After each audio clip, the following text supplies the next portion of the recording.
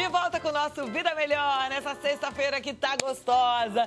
Gente, fiz o concurso cultural ainda há pouco do artesanato, choveu de e-mail. Que coisa linda. Obrigada pela sua participação, pelo seu carinho. Você pode continuar participando no vidamelhor@redevida.com.br com a sua sugestão, com a sua dica, com a sua opinião, tá?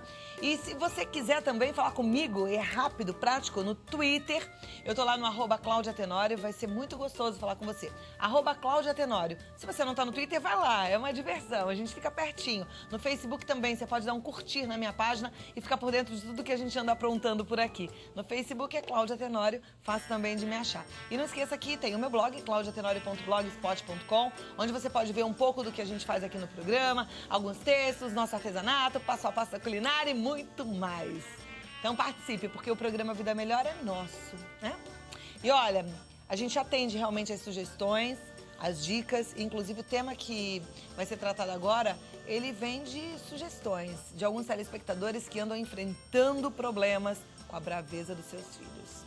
E eu trouxe aqui hoje o Frederico Matos, que é psicólogo especializado em adolescente. Obrigada por ter vindo. Obrigado. E a gente vai tratar desse assunto e eu espero de verdade que você consiga extrair o máximo de segurança e firmeza para lidar bem com essa personalidade forte, né? Sim. Com essa dureza que às vezes essa criançada. Vamos assistir um vídeo? Bom. E depois a gente comenta. Legal. Esse aí é duro na queda, vamos ver.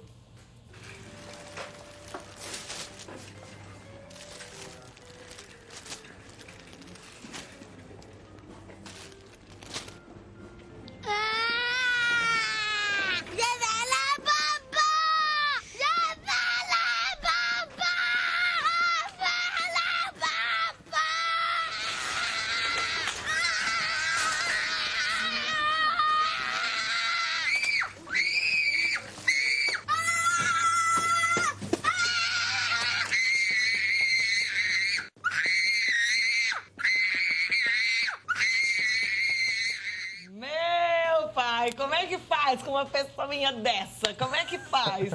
E aí? Porque quando a gente pensa na braveza, a gente pensa só naquela assim, não vou, não tô afim, não vou, não vou. Mas e quando dá um ataque desses num lugar público?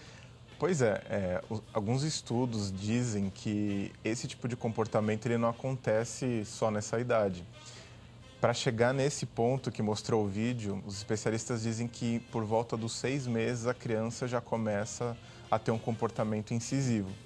6 meses de idade, a criança já começa a impor um ritmo em relação aos pais. E a gente tem que pensar que isso é um fenômeno recente. Há coisa de 40 anos, por exemplo, era mais difícil você ver esse tipo de situação. É mesmo? Porque assim, isso acho que teve até um pouco de influência da psicologia, uma influência às vezes negativa de achar que qualquer coisa que contrariasse uma criança iria causar algum tipo de trauma. Acho que isso surgiu um pouco de algumas correntes da psicologia, da própria pediatria, vamos dizer assim, que começaram a pregar que uma criança não deveria ser frustrada para ela não se tornar um adulto insatisfeito, infeliz.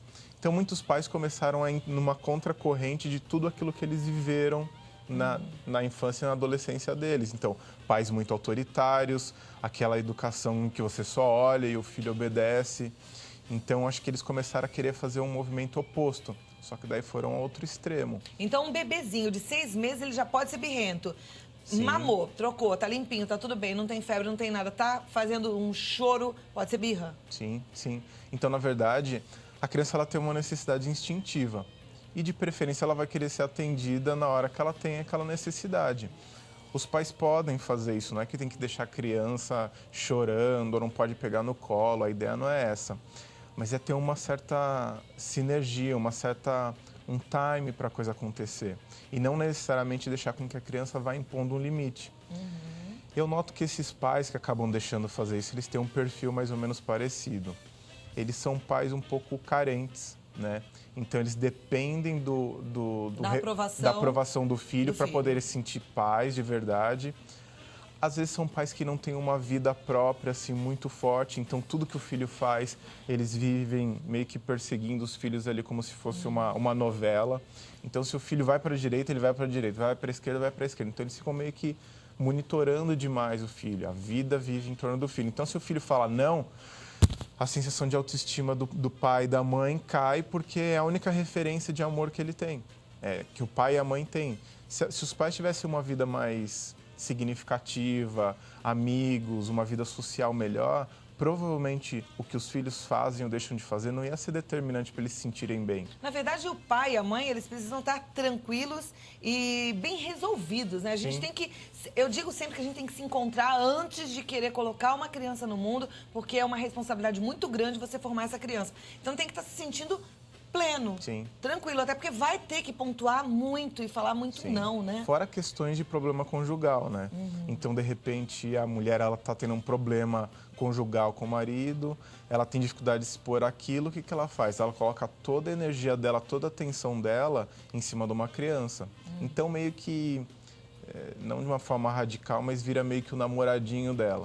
Para você tentar entender em relação ao sentimento que você tem aí, talvez pense assim, quando você fala não para o seu filho e pensa nele frustrado, o que acontece no teu coração?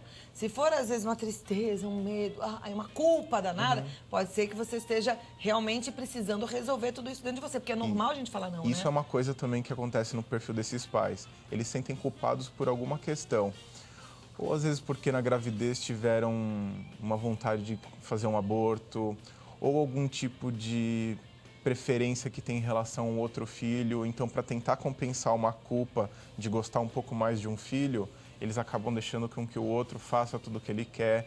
E aí ele vai ganhando espaço. Então, aquela criança que queria uma mamá, daqui a pouco ela quer que você se movimente, o pai vai, atende tudo, deita dentro do berço, fica nanando, faz tudo que a criança vai demandando. Então, dos 6 meses a 1 ano, o pai vai se tornando o pai e a mãe vão se tornando reféns da criança. Então, chega numa fase dessa que a criança está esperneando diante do público, é porque aquilo já começou em casa. Já começou em casa. Bom, mas nunca é tempo de mudar. Então, vamos imaginar que não chegou, talvez, a espernear em público, mas você está percebendo que a coisa saiu da linha. E aí o filho empaca e faz birra. Como é que o pai, mesmo que ele não tenha conseguido colocar limites desde essa época de 6 meses de idade, faz num momento desses, assim, que o filho empacou e emburreceu, ficou bravo? Brinco, né? Eu sempre brinco que o palhaço ele não faz o show se não tiver plateia, né? Ele não vai fazer birra, ele não vai fazer manha se ele sentir que aquilo não tem impacto. É que nem videogame. Se você está mexendo ali no controle e o bonequinho não pula, você não vai ter mais graça de brincar. A mesma coisa, ele vai mexer no controle. Se os pais não reagem imediatamente àquilo que ele está fazendo, a criança percebe que ela não tem domínio sobre os pais. Então, a melhor coisa a se fazer é deixar com que a criança entenda que não é o que ela faz que determina o que eles vão fazer. Mas daí eles vão ter firmeza e diminuir um pouco o sentimento de culpa em relação a tudo isso. Porque se eles estiverem escravos de um sentimento de que eles devem alguma coisa para o filho, porque afinal de contas colocaram o filho no mundo, então tem que fazer tudo o que ele quer, aí eles não vão ter essa firmeza. Então a firmeza interna é a primeira postura, depois é a firmeza em relação a como falar, a como olhar, a como se posicionar. Então a criança tem que saber quem está no controle da situação. Porque às vezes a criança ela simplesmente está com medo, ela está triste, ela está com raiva e ela precisa que um adulto dê uma configuração, né? Dê o limite para que ela própria lide com o sentimento dela. Ela não sabe como lidar com aquilo. Agora, se os pais acham que quem tem que saber a hora de parar é a criança, aí a criança não vai parar nunca, né? Agora, essa atitude merece uma consequência? Porque, assim, o pai pode continuar no seu curso, então ele colocou um limite, o filho ficou muito bravo, resolveu fechar a porta do quarto com raiva, ou quebrou alguma coisa em casa. E o pai... Ok, eu não vou mudar de ideia, é isso que vai ser feito e pronto. Ele estabeleceu o limite. Mas depois disso, não tem que ter uma consequência? Tem que ter uma consequência, porque ele tem que perceber que tudo que ele faz tem uma consequência. Então, se ele quebrou alguma coisa, ele vai ter que lidar com aquilo. Ele vai ter que perceber que a ação dele tem uma consequência. Se ele ofendeu alguém, vai ter uma consequência. Ele vai ter que se desculpar com a pessoa. Ou seja, uma coisa que qualquer adulto, em tese, saberia, ele vai ter que ensinar para a criança de forma bem concreta e de preferência quase que imediatamente é o que aconteceu. Porque a criança às vezes não tem muita noção de tempo. Então não adianta o pai querer ensinar a lição 2 dias depois, porque a criança ela não vai fazer uma relação de causa e efeito como a gente faria.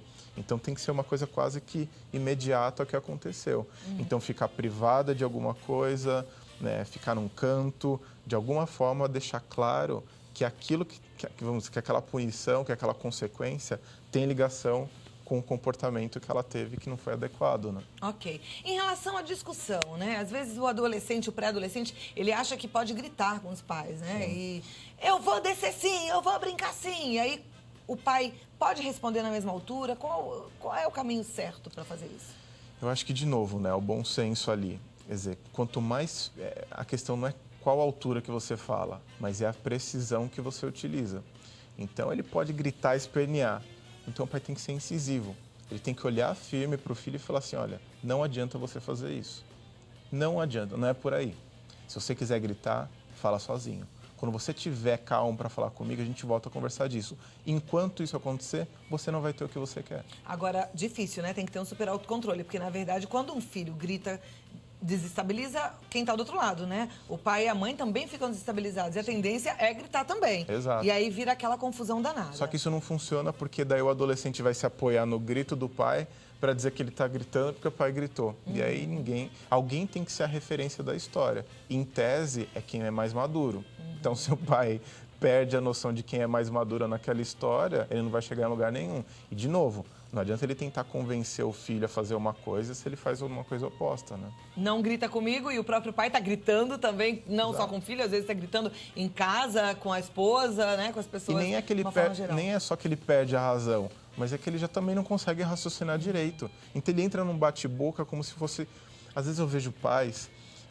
eu me lembro que eu estava num shopping, a criança começou... Ela estava na frente de uma livraria, o pai não queria, acho que, comprar o livro, a criança deitou no chão. Aí eu fiquei abismado com aquilo, o pai deitou junto. Começou meio que a fazer, então você vai deitar no chão? Então eu vou deitar junto com você. E aí ficaram os dois e todo mundo olhando aquilo. Então, você vai ser criança, então eu também vou ser criança. Exato, quer dizer, então isso não funciona, né? A gente tem que sempre lembrar o papel do pai e da mãe, que é o papel de educador, é o papel da responsabilidade, né? E não é fácil, porque às vezes os pais estão num dia que eles não estão com paciência, eles estão querendo também descontar a carga, o peso do dia em alguém. Então, veio o filho também brigando, aí é a hora deles também soltarem os cachorros em cima, mas... tem que lembrar qual é o objetivo maior daquela história toda, né? Perfeito. Por isso é que eu gosto de falar que ter filho não é para quem sonha com uma casinha colorida, com papai, mamãe e filhinhos. É para quem tem vocação, porque educar é vocação. É sério o assunto. Não é uma brincadeirinha, não. Vou enfeitar minha filhinha de lacinho. Não. Pode até enfeitar, mas tem que ter, em primeiro lugar, a ideia da responsabilidade, que é colocar uma criança no mundo e transformar num cidadão bacana, bem resolvido. E é uma coisa que eu falo, se você não parar seu filho em casa, alguém vai parar ele. E às vezes quem vai parar é um cara que ele arranja encrenca na rua, porque os pais podem se submeter, mas na rua ninguém tolera gente folgada. Então, é um amigo mais forte, é a polícia... Próximo assunto para o nosso bate-papo aqui vai ter que ser esse, então. Já pensei aqui, porque muitas mães e pais interferem também nesse caso. Sim. Por um amor em excesso, Sim. acaba não aceitando que o filho foi preso, né? Acaba brigando com quem foi lá e deu uma punição. Às vezes é um diretor de escola, às vezes é um coordenador e não aceita. E às vezes até um próprio coleguinha que colocou limites. E aí o pai e a mãe entram na história para interferir nisso, né? A superproteção na tentativa de salvar um drama. o filhinho. Não, né? não salva, prejudica mais ainda, né? Muito bom. É bom a gente falar sobre educação, né? E bom também você lembrar dessa seriedade, dessa responsabilidade. A gente, às vezes, cria filho muito no vai dar valsa. Vai indo, né? Sim. Vai indo. Conversei com o Frederico Matos, que é psicólogo. O contato dele é o 0 operadora 11 3813 7937. Acho muito bacana trazer o Frederico aqui, porque ele é novinho, tem cara de menino, mas ele lida com os adolescentes de uma forma incrível. E é muito bacana a gente encontrar alguém assim que fala a mesma linguagem dos adolescentes. A gente aprende muito com ele. Também no blog sobre a vida, @gmail.com. Tem textos incríveis, eu sou muito fã do seu blog. Eu quero que você entre lá também. blog sobre a vida, @gmail.com. É o e-mail e o blog é o sobreavida.com.br. Isso. Obrigada, Fred. Obrigado eu. Volte mesmo, hein, Volte. que eu quero esse outro assunto aí.